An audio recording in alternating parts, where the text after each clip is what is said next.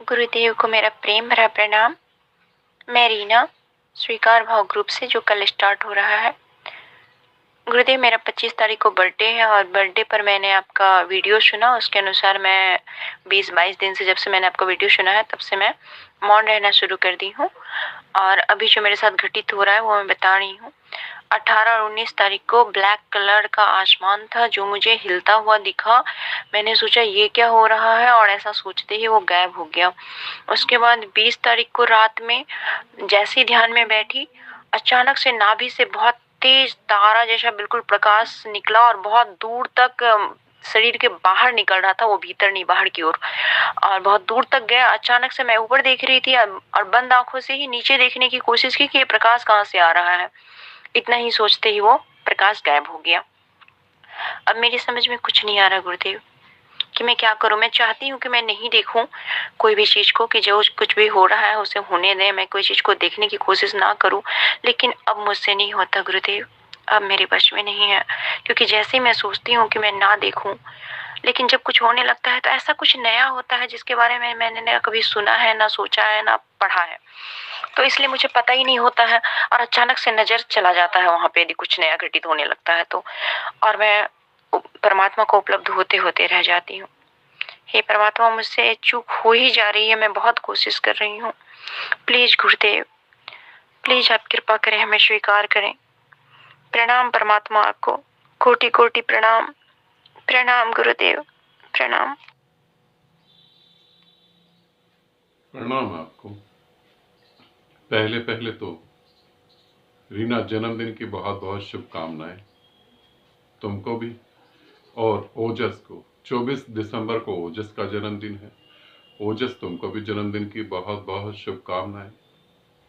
सदा आनंदित रहो, सदा खुश रहो, और सदा तुम्हारा कल्याण हो। अब हम रीना इन बातों को समझने की कोशिश करते हैं कि जन्मदिन के समय जब हम वो ध्यान विधि करते हैं, जन्मदिन के समय जब हम कोई ध्यान विधि करते हैं, और जो मैंने बताया है सिर्फ मौन बैठने की बात, उसमें जो घटता है वो बहुत गजब का घटता है। क्योंकि क्या होता है, जब हम जन्म और मृत्यु के बीच की यात्रा कर रहे होते हैं तो हम संपूर्ण ब्रह्मांड को देख रहे होते हैं, संपूर्ण ब्रह्मांड को और ब्रह्मांडों को भी देख रहे होते हैं। ये एक जर्नी है। जैसे तुम समझ लो कि तुम अपने यहां से चलो दिल्ली के लिए, तो दिल्ली के बीच में जो भी शहर पड़ेंगे उनको तुम देखोगे, जो भी जगहें पड़ेंगी उनको तुम देखोगे, और फिर दिल्ली से वापस जाओगे अपने घर तो फिर बीच में वो जो जगहें पड़ेंगी उन्हें देखोगे। उसी तरीके से जब एक शरीर छोड़कर दूसरे शरीर को धारण करता है एक सूक्ष्म शरीर, तो बीच में वो सब कुछ उसे दिखाई देता है, जो गहरी समाधियों में दिखाई देता है, जो समाधि के पार चले जाने पर दिखाई देता है, वो सब कुछ दिखाई देता है। चांद तारे तुम्हारे से आर पार हो जाते हैं, पूरा ब्रह्मांड तुम्हारे साथ यूं घूम रहा होता है। ये बिल्कुल ठीक हो रहा है, यहाँ कोई कल्पना नहीं।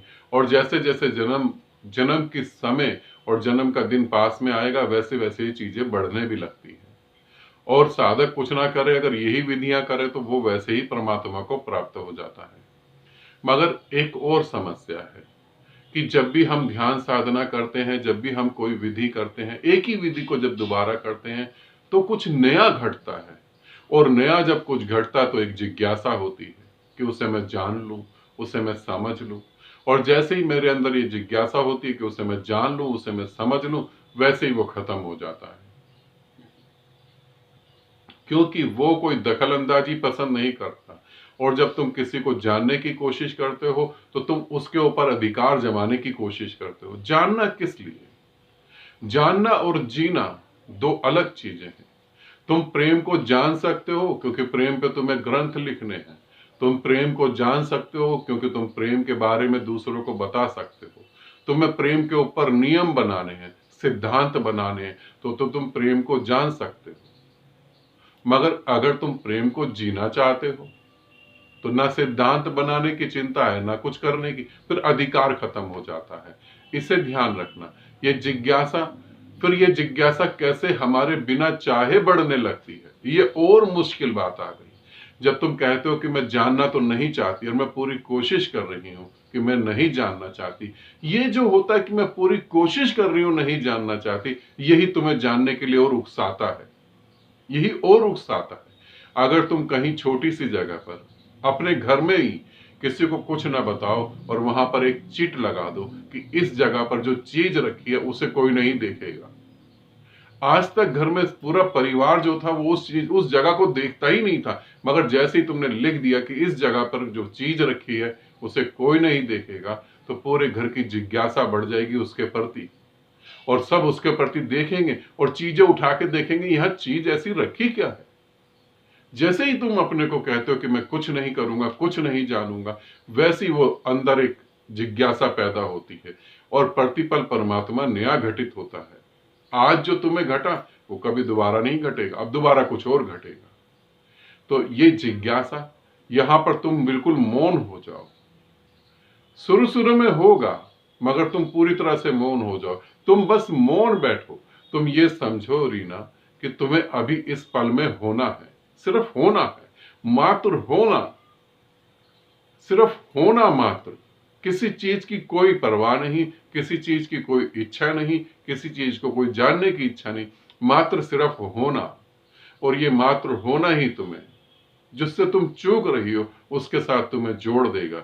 और जो तुमने बोला कि अंधकार या कुछ भी ऐसे हिलते जुलते नजर आता है, अंधकार चलता हुआ नजर आता है, जिन भी साधकों को अंधकार चलता हुआ नजर आता है, लहरों की तरह हिलता नजर आता है, नीला आसमान ऐसे नजर आता है मूव होता हुआ, वो समझे वो अंतिम अवस्था में है, वो ध्यान साधना की अंतिम अवस्था में, इसके बाद वो समाधि में चले जाएंगे। मगर यहां मैं एक और गलतफहमी जो है साधकों की दूर कर देना चाहता हूं। जब मैं कहता हूं कि तुम्हारी अंतिम अवस्था है, इसका मतलब ये है कि तुम उसमें कंटिन्यू लगे रहो, मेहनत करो। मगर कुछ साधक सोचते हैं अच्छा अंतिम अवस्था अब क्या करना, फिर 2 साल बाद प्रश्न उठाते हैं कि वो अंतिम अवस्था आपने कही थी वो तो अभी तक पूरी नहीं हुई। अंतिम अवस्था का मतलब है और जिम्मेवारी बढ़ जाना। 3 महीने में तुम बुद्ध हो सकते हो, इसका मतलब है तुम्हारा दृढ़ संकल्प होना चाहिए, तुम्हारे लिए बुद्धत्व ही कीमती होना चाहिए। 3 महीने में बुद्धत्व होना, मैं कह रहा हूं तुम्हारा अगर संकल्प है तभी वो होगा, नहीं तो 30 जन्म भी लगा दोगे तब भी नहीं होगा। इससे भी ध्यान रखना, ठीक है। ये मैसेज बहुत सारे साधकों को दे रहा हूं जिनको ये लगता है कि 3 महीने कह दिया तो हम एक दिन ध्यान करेंगे 3 महीने में बुद्धत्व घट जाएगा, ऐसे नहीं घटता। और दोबारा से जन्मदिन की बहुत बहुत शुभकामनाएं। आपको आनंदित रहें, सदा खुश रहें, बहुत बहुत प्रेम आप सभी को।